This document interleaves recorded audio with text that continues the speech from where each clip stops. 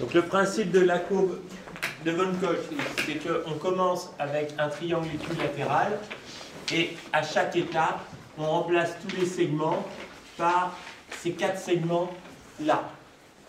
De telle sorte que ici ce soit un triangle équilatéral et que ces 4 segments aient la même longueur. Donc si j'appelle grand N, N le nombre de segments, ici j'en ai 3, ici d'ailleurs j'en ai 12, et à chaque étape, chaque segment étant remplacé par 4, on a grand N, N plus 1 égale 4 fois grand N, N. Donc, aussitôt,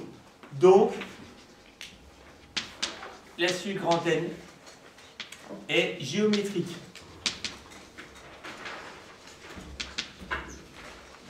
De raison 4. Donc, aussitôt, c'est l'intérêt de savoir qu'elle est géométrique. J'ai sa formule, c'est-à-dire que je peux exprimer grand N en fonction de n.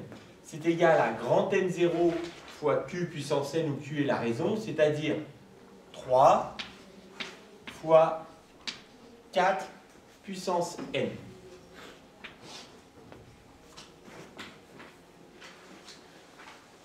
Si j'appelle Ln la longueur des segments dessinés à l'étape n, on a L0 égale 10, et puis je dois faire ce dessin-là,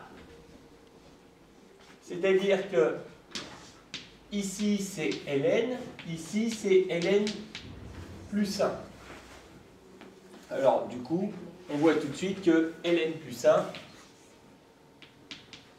est égal à 1 tiers de Ln.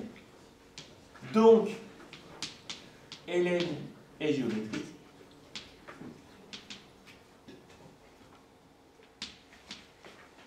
De raison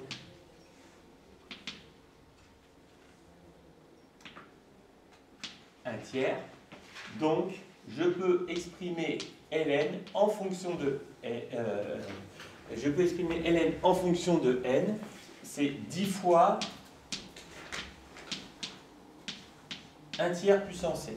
Alors d'ailleurs, là, on voit tout de suite que cette suite, la suite grand Ln est strictement croissante, parce que la raison est plus grande que 1.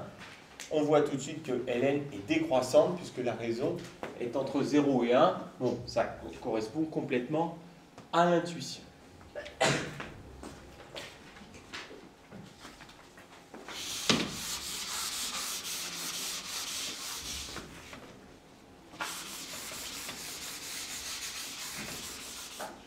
Donc, j'ai que grand N, N c'est 3 fois 4 puissance N, et j'ai que la longueur des segments c'est 10 fois 1 tiers puissance N.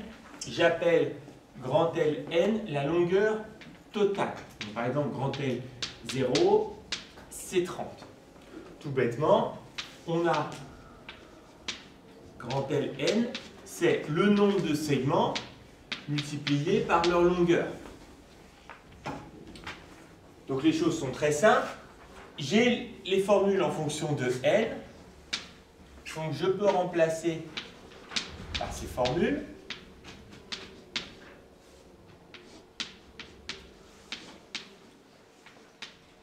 Je connais mes formules de puissance.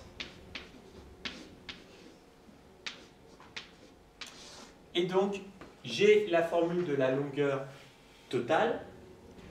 Et qu'est-ce que je peux en dire? 4 tiers est supérieur à 1. Donc, Ln est strictement croissante. Bon, ça, on s'en serait douté qu'à chaque étape, on dessinait une figure plus longue à dessiner qu'à l'étape précédente. Mais aussi, la limite, quand n tend vers plus l'infini de la longueur, est plus l'infini. Alors, justement, la courbe de Von Koch, c'est celle que vous obtenez à l'infini. C'est la limite à l'infini de cette figure. Et donc, c'est une figure qui a une longueur infinie. Donc, par exemple, on ne pourrait jamais la dessiner pour de vrai.